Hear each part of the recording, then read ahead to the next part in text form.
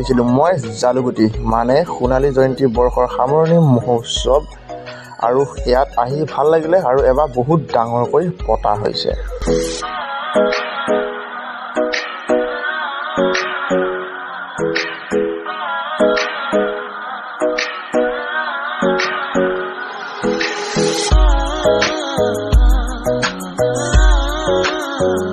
মই ভাবিছিলোঁ তাৰমানে এই চকৰিটোত উঠিম বুলি, কিন্তু চকৰিটো বন্ধ আছে, মানে আজিলৈকে অপেনিং কৰাই নাই।